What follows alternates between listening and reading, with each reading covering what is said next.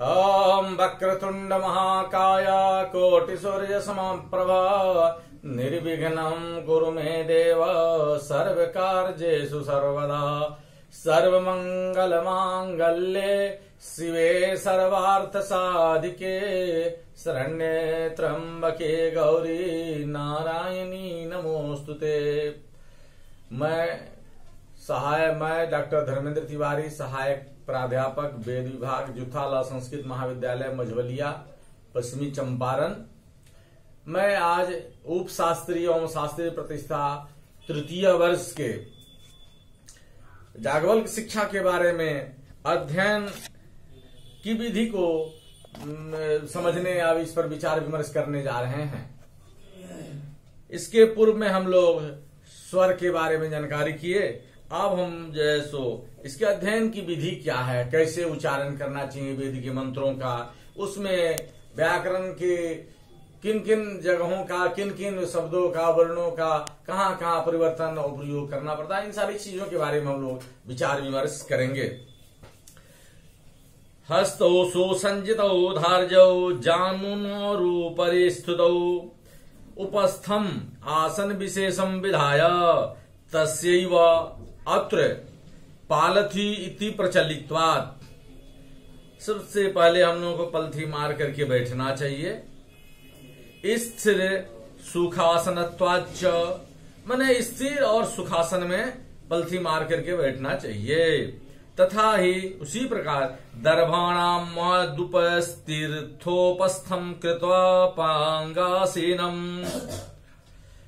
यानी स्थिर से बैठ करके हाथ को स्थिर करके और तीर्थोपस्थम, तीर्थ में तीर्थ पूजन के लिए जिस तरह बैठता है आदमी वैसे बैठ करके, और दक्षिणोत्तरो पाणी पादौ कृत्वा, दक्षिण और उत्तर की तरफ हाथ को करके बैठना चाहिए। कह रहे हैं कि दर्भाणाम संबंधी आसनमास्तीर्थ तस्योपर्जुपस्थम कृत्वा, उपस्था शब्द आसन विशेषम ब्रूते आकुचिन्तस्य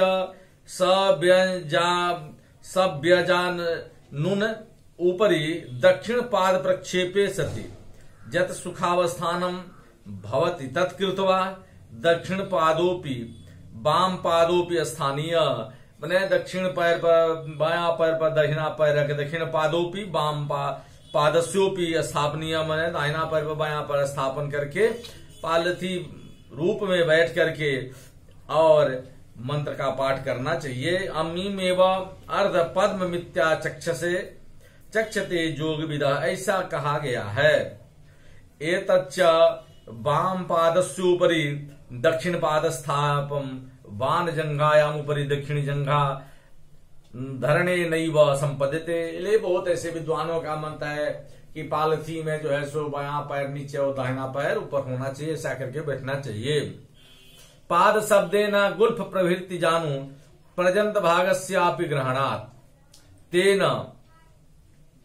नखादि गुल्फांत भागात्मक चरणम तु वाम सक्थनोधस्तात् क्रियते तदंशस्य जानून उपरि दर्शनेन ग्रहण अध्ययनादि कर्म कालिक प्रोण पादश्चुक्त्या शिष्ट विगण त्वापते अध्यापनादि प्रयोजक व्यापारे जपात्मके ब्रह्मयज्ञे च यथा श्रुतावस्थानेन न दोषः विशेषानुगमात्, मतलब सुनने के लिए आप किसी आसन में बैठ सकते हैं, उसके लिए कोई दोष नहीं है, लेकिन वेद मंत्रों के उच्चारण के समय, पढ़ने के समय पालथी मार के बैठना चाहिए। बायां पैर पर दाहिना पैर का होना अनिवार्य है। विशेषानुगमात् तथैव शिष्ट समाचार, ऐसा शिष्टाचार में भी देखा गया है कि पलथी मार के बैठने में बायां पैर के ऊपर दाहिना पैर का होना ज्यादा अच्छा माना जाता है। अलम मति प्रपंचेन प्रकृत मनुसराम, जैसा कि प्रकृति में कहा गया है हस्ताविति हस्तौ उभावपि करौ, इसमें दोनों करों के बारे में किया गया है कि स्वर संचालन में दोनों कर का जो है सो अहम भूमिका है। जानुनो जंघरू ऊंध्यो, और दोनों जांग एक दूसरे पर ऊर्ध्व प्रदेशे स्थितौ घृतौ सन्तौ सुसंजितौ वक्षमाणित्वा नियतौ धार्जौ संस्थाप्य यथा वामोरौ वामकूर्परं दक्षिणौ परौ वाममुष्ठिं चाधः कृतकरभं निधाय तत्र मुष्टौ दक्षिणे कूर्परं धरणीयम् उभयजानो स्तन वामकरस्य मुष्टिउपरि दक्षिणे कूर्पर निधानेन दक्षिणकरस्यापि जानोदयात् सिद्धम् अतो द्वावपि करौ जानुनोरुपि धृतौ स्यादातम् इति भावः। ये पलथी मार करके बैठना चाहिए, बायां पैर पर दाहिना पैर होना चाहिए। ऐसे श्रोता के लिए दाहिना पैर पर भी बायां पैर रख करके सुन सकते हैं या जप कर सकते हैं, किंतु वेद मंत्रों का जहां पाठ होगा वहां जो सो पलथी मार के बैठना चाहिए और बायां पैर पर दाहिना पैर का होना अनिवार्य है। गुरोरनुमतिं कुर्यात् पठनान्य मतिर्भवेत् उरुभागे तृतीये तु कूर्परम न्यस दक्षिणम ननो ब्रह्मयज्ञ में पारस्कर गिरि सूत्र में ऐसा गदाधर भाष्य में कहा गया है कि गृह कार्य कायांग विशेष, गृह कार्यों में या विशेष रूप से बंधांजलिर दर्भपाणी मन अंजलि को यदि करके अंजलि को बांध करके दर्भपाणी मैंने दोनों हाथों को प्रांग मुखस्तु मुख पुरब करके कुशासन पर बैठ करके वेद मंत्रों का उच्चारण करना चाहिए।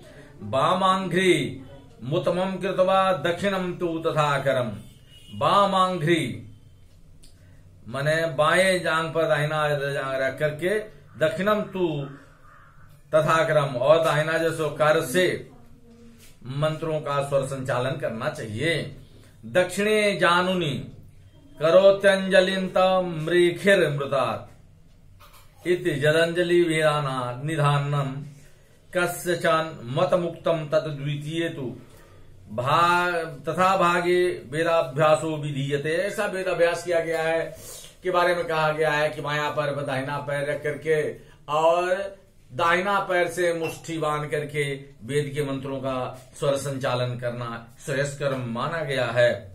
वेदाभ्यासो ही विप्राणम परमम तपम उच्यते, वेदों का अभ्यास जो है वो ब्राह्मणों के लिए परम तप माना गया है, इसलिए ब्राह्मण को वेद मंत्रों का जो है सो अभ्यास करते रहना चाहिए। ब्रह्मयज्ञ सविज्ञेय संग खड संगहितस्तु सह वेदस्वे करणम पूर्वम विचारो अभ्यसनम अंजपः तदानम चैव शिष्यभ्यो पंच वेदाभ्यासो ही पंचधा, ऐसा दक्ष स्मृति में कहा गया है। पंचविधस्यापि स्वाध्यायावाची ब्रह्मयज्ञोक्त्या त्रापि प्राथमोप्योद्यते उरुभागे तृतीय तु निश्चयेन तृतीय उरो दक्षिण शक्नो भागा अंशस्तस्मिन् उरुभागे दक्षिणोरु तृतीयांशे इति जावत् दक्षिणम वामेतरम कुरुपरम प्रागंड प्रकोष्ठयोः संधि कोहिनी इति भाषायां ख्यातम् पूर्ववचनैक्य वाक्यतया वाम मुष्टि स्थितम् न्यस्य निधाय गुरो आचार्यस्य अनुमतिम् अनुज्ञां कुर्यात् प्रतीक्षेत गुरुणानुज्ञात एव पठेन्नानुज्ञात इत्यर्थः। अधियानेषु मध्ये तिष्ठन् दूरतो वा अन्योद्देशे नोपदिष्टमुपगृह्य नैव पठेत् इति भावः। तथा च मनु ब्रह्मजस्त्व ननु ज्ञातमधीयानादवाप्यानुयात् स ब्रह्मस्तीय संयुक्तो नरम प्रतिपद्यते। अतएव गुरुं प्रतीच्याह स एव अध्यस्यमानं तु गुरुर् नित्यकालं मतीन्द्रितः अधिस्वा भो इति ब्रूयात् विरामो त्विस्थिति चारमेतत्। मनुस्मृति में ऐसा कहा गया है किंच पठन ध्यान सा अन्यमति अध्ययनातिरिक्त मनस्कः न भवेत्। पठन समय हस्त पादाद्य अंग मोटनादि चापल्याम सपाठिभिः सह वार्तालापादि निशीसाचरणम इति भाव। जब वेद का पाठ हो तो साथियों में परस्पर वार्तालाप नहीं करना चाहिए और ये ध्यान रखते हुए मंत्रों का उच्चारण करना श्रेयस्कर माना गया है। सन्निध्यर्थ तदुक्तम अध्यक्ष मात्र स्वाचांतो यथा शास्त्रांगमुख, जैसे शास्त्रों में कहा गया है कि उदंगमुख होकर पूर्व या उत्तर मुख होकर के वेद के मंत्रों का उच्चारण करना चाहिए, ऐसा शास्त्रों में कहा गया है। ब्रह्मांजलि कृतोध्यायोपि लघुभाषा जितेन्द्रिय, मैदर भाष्य में ऐसा कहा गया है कि बधांजलि कृतोप अध्यापो लघुभाषा जितेन्द्रिय। ब्रह्मांजलि बना करके और जैसो वेद मंत्रों का उच्चारण करना चाहिए, ऐसे आदमी जितेंद्रिय होते हैं। ब्रह्मांजलिस्तु ब्रह्मारंभे अवसाने च पादौ ग्रायु गुरोः सदा सांहृत्य हस्तावद्वीयं स ब्रह्मांजलि स्मृतः इति ज्ञेयः। एषः वेदारंभे विशेषेण समाधौ च विशिष्यते ब्रह्मयज्ञे च कार्या स्यात् सावित्री ग्रहणे तथा इति कारिकोक्त कर्मसु नित्यं विधीयः न च उरुभागे तृतीयेति तथा उत्तानं सोन्नतं किंचित् आदित्यादीनां वक्ष्यमाणस्य च अध्ययन विध्युक्त स्वर प्रदर्शक हस्त प्रचालन विधे ब्रह्मांजलि करणेन विरोधः संकया पौजापर्जेणा विरोधात् ब्रह्मांजलि कृतोऽध्याप्यः इत्यनेन ब्रह्मांजलि करणस्य अध्ययनारंभात् प्रागवगतेरित्यर्थः। एतेन जपात्मके ब्रह्मयज्ञे बौधांजलित्व विधान गदाधर प्रदर्शित कार्यगोक्तम। गदाधर ने अपने जैसो कारिका में कहा है कि पलथी मार करके और दाहिने हाथ से स्वर संचालन करके वेद का पाठ करना चाहिए और एक संग में बहुत सारे वेद पाठी हैं तो आपस में वेद पाठ के समय वार्तालाप नहीं करना चाहिए। ए तस्मात् ब्रह्मांजलि करणात् भिन्नम माध्यन्दिना अतिरिक्त विषयम त्येति। अगर ऐसा नहीं करते तो भिन्न जो है सुमाध्यन्दिन शाखा में कहा गया है कि पादयो स्पर्शनम चेद उत्तानम पाणिभ्याम कार्यम जदाह पैठीनसी उत्तानाभ्याम हस्ताभ्याम, हाथ को ऊपर करके दक्षिणेन दक्षिणम सभ्येन सभ्यम पादाभिवादेत।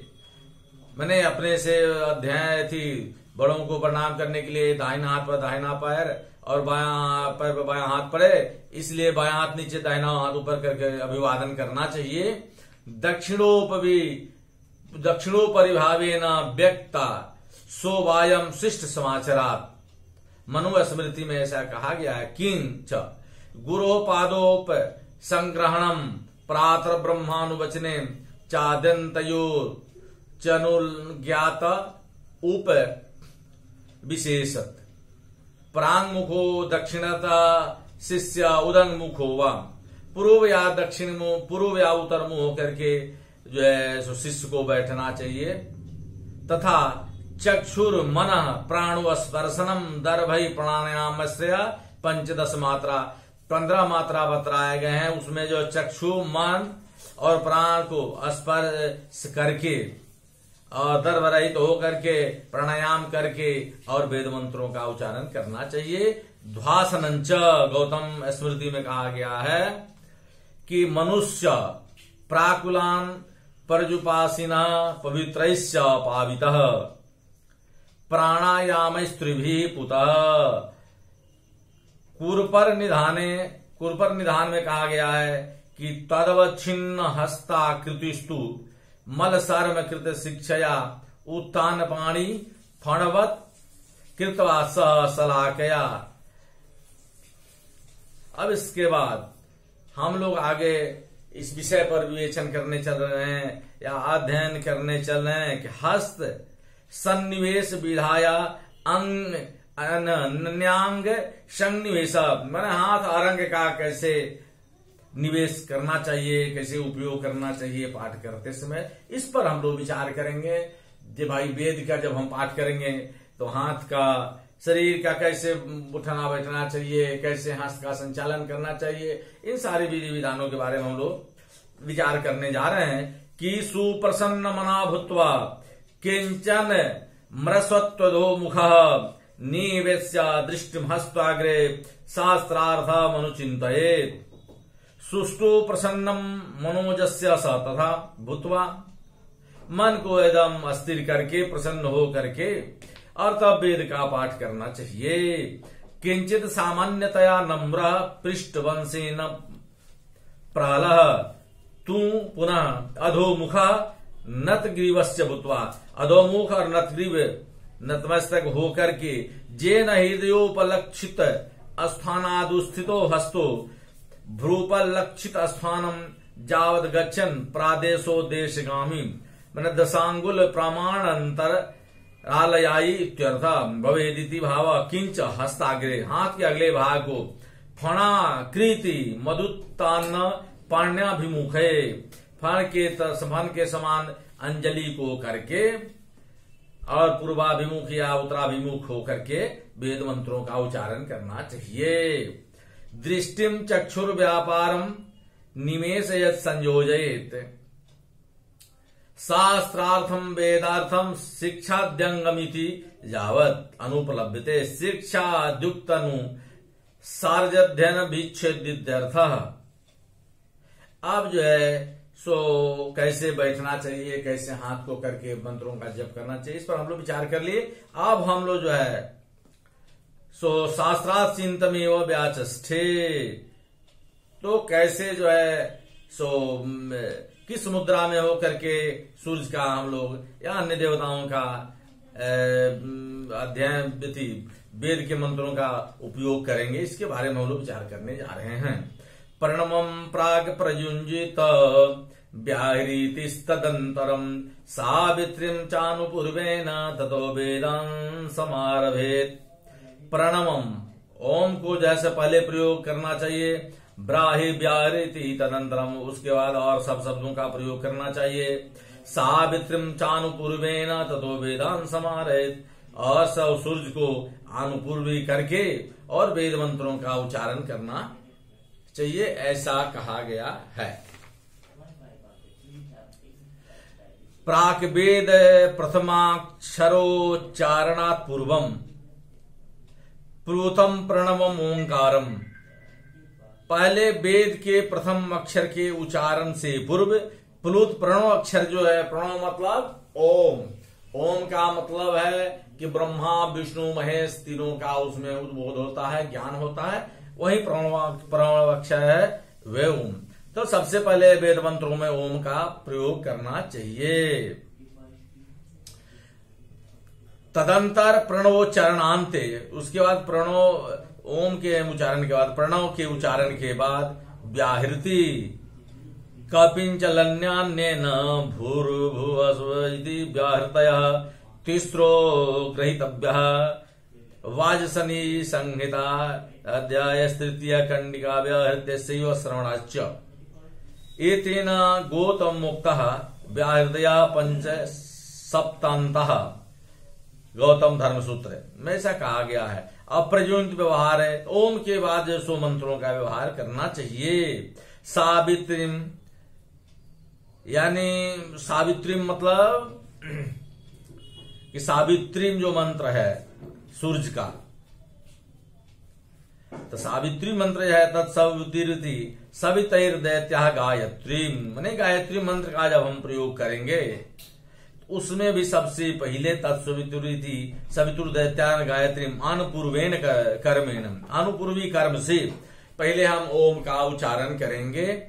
व्याहृति व्याहरण समनंतर मेवेति भाव प्रयुंजित समुच्चरेत तत् त्रिमात्रिक प्रवण, यह त्रिमात्रा का यह है ओम शब्द है। अ उ म तीन शब्द मिलकर के ओम शब्द बनता है।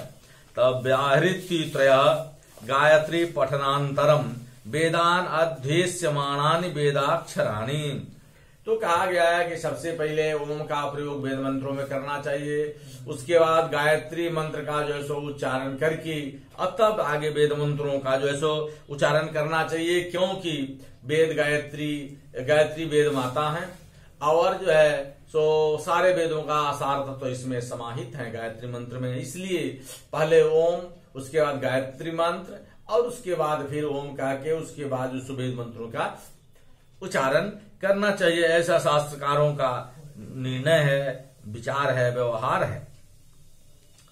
त्रिमात्रक प्रणम व्याहृते त्रया गायत्री पठनांतरम वेदान अध्यस्यमाणानि वेदाक्षराणि समारभेद उपक्रमेत, ऐसा इसका क्रम कहा गया है। परस्मय पदमार्धम एतच्चा प्रणोच्चारणम वेदे रामायणे चैव पुराणेषु, ऐसा शास्त्रकारों का कहना है कि प्रणव का उच्चारण, ओम का उच्चारण वेद हो, रामायण हो या पुराण हो या महाभारत हो, इनमें पहले ओम के उच्चारण के बाद ही प्रारंभ किया जाता है।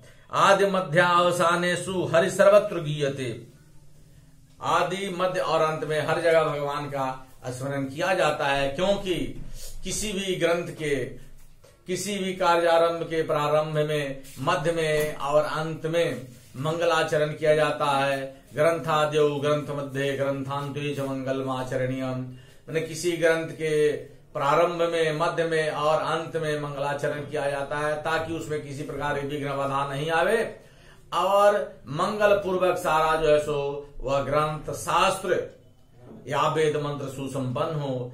इसलिए जो है सो ऐसा विधान किया गया है। उसी क्रम में अर्थ शब्द जो है, ओम शब्द जो है मंगलार्थक है, तो वेद मंत्रों के उच्चारण के पहले या वेद मंत्रों में प्रारंभ में ओम शब्द का उच्चारण करके करना चाहिए, ऐसा शास्त्रकारों का मत है।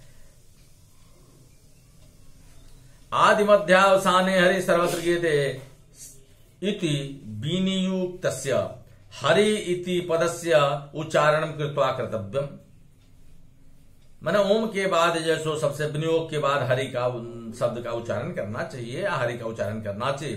प्रणवादीनाम अपि वेदावयत्वात्, प्रणव शब्द का है, अब आगे ऋषि का कहना, ऋषि का कि प्रणव शब्द जो है सो वेद अध्ययन के लिए अनिवार्य बताया गया है। जैसे ओम, ओम कारात पूर्वे हरिरुचार्जम मिति भाव, ओंकार का जो है सो उच्चारण करने के बाद हरि शब्द का उच्चारण करना चाहिए। ओम हरि, तो हरि ओम, लेकिन वेद में ऐसा कहा गया है कि नहीं, पहले हरि का उच्चारण करने के बाद ओम का उच्चारण करना चाहिए। तो हरि ओम भूर्भुवः स्वः तत्सवितुर्वरेण्यं भर्गो देवस्य धीमहि धियो यो न प्रचोदयात् इति पूर्वं पठित्वा पश्चात वेदाक्षराणि, पहले इसको पढ़ करके तब वेदों के अक्षरों का और आगे उच्चारण करना चाहिए। ईखे त्वर्जित्वा ध्यावस्थेत्यादिनि समारभे किम च मध्यपदेनात्र द्वितीयाध्यायारंभो विवक्षितः तेन पाठादो पाठ मध्ये पाठावसाने च हरि पदपूर्वकम प्रणोच्चारणम फलितम। अब कहा गया है कि पाठ के शुरू में, पाठ के मध्य में और पाठ के अंत में ओम शब्द का उच्चारण करना चाहिए। जो पहले कहा जा चुका है कि कोई भी ग्रंथ पाठ में प्रारंभ में, मध्य में, अंत में मंगलाचरण किया जाता है या ओम शब्द या प्रणव या कोई उच्चारण किया जाता है मंगलार्थक शब्द, ताकि उसमें किसी तरह की विघ्न बाधा नहीं हो। उसी प्रकार जो है सो वेद मंत्रों में इसका ध्यान रख करके उसका उच्चारण करना चाहिए। तत्रापि पाठारंभे व्याहृत सावित्रोच्च समुचय इतरत्र न मध्यावसानयो व्याहृते सावित्री समुचये मानाभावात् प्रणवस्य तु ब्रह्मणः प्रणवः कुर्जा दावन्ते च सर्वदा श्रवन्तो नंकृतं पूर्वं परस्ताच्च विसर्जति, ऐसा मनुस्मृति में कहा गया है। इति विनिर्युक्तत्वात् हरि इति पदेन समुचयो भवति, पद जो है सो समुच्चय एक होता है, शब्दों का समुच्चय होता है जिसको पद कहते हैं। अत्र अन्ते चेति परस्ताच्चेति च चकारौ मध्यार्थक बोधकौ तेन प्रत्येकाध्यायारंभ परिग्रह, प्रत्येक अध्याय के परिग्रह में या प्रारंभ में इस तरह का पहले हरि, उसके बाद तब ओम का उच्चारण करके प्रारंभ करना चाहिए। वेद मंत्रों के पहले ओम का उच्चारण अनिवार्य है, प्रणव का उच्चारण अनिवार्य है, ऐसा शास्त्रकारों का कहना है। अस यज्ञ कर्मणि चोदिस्थले अनुवाक्यादि रूपे तु संदधन्या तत्र तत्र विशिष्य विधानात्। जहां जहां यज्ञ में या यज्ञ करने जो पंडित जाते हैं वहां अनुवाक्य आदि रूपे संदध्यात, वहां अनुवाक रूप में होता है, यानी वहां पर यही होता है कि हरि के बाद ओम का उच्चारण करके, यानी वेद मंत्रों के प्रारंभ में ओम शब्द का उच्चारण करना चाहिए, तभी जो सो मंत्रों का उच्चारण श्रेयस्कर माना जाता है, अन्यथा नहीं। प्रस्ताच चकारो मध्यार्थ बोधकौ तेन प्रत्येकाध्यायारंभ परिग्रह एतदोंकार मक्षरम स्वाध्यायाद्यर्थम प्रयुक्तम परपदेन न संदध्यात्। इसको कोई अलग पद नहीं मानना चाहिए, वेद मंत्रों में इसका संयोग होना चाहिए ओम शब्द का, प्रणव शब्द का, ऐसा कहा गया है। न चैचत संदध्यात् स्वाध्यायागतम परेण इति अस्मरणात्। यज्ञ कर्मणि चोदितस्थले अनुवाक्यादि रूपे तु संबध्यात् तत्र तत्र विशिष्य विधानात् एवं व्याहृतिर्न संदध्यात् तुलान्यात् पृथक मंत्रत्वेन विनुक्तत्वाच्च। इस प्रकार जो है सो हम लोगों ने अध्ययन की विधि के बारे में जानकारी की कि कैसे बैठना चाहिए, कैसे हाथ करना चाहिए, किस दिशा में घूमकर बैठना चाहिए, इन सारी बातों पर हम लोगों ने आज विचार किए। शेष बात विचारों को हम लोग अगले दिन अध्ययन करेंगे। इस याज्ञवल्क्य शिक्षा का अध्ययन उपशास्त्री प्रथम एवं द्वितीय वर्ष तथा शास्त्रीय प्रतिष्ठा तृतीय वर्ष में इसका अध्ययन सिलेबस के अनुसार अनिवार्य बताया गया है। आज यहीं पर हम अपनी वाणी को विराम देते हैं और फिर अगले दिन जो है सो याज्ञवल्क्य शिक्षा के अध्ययन विधि के बारे में हम लोग आगे विचार विमर्श करेंगे। बंद कर।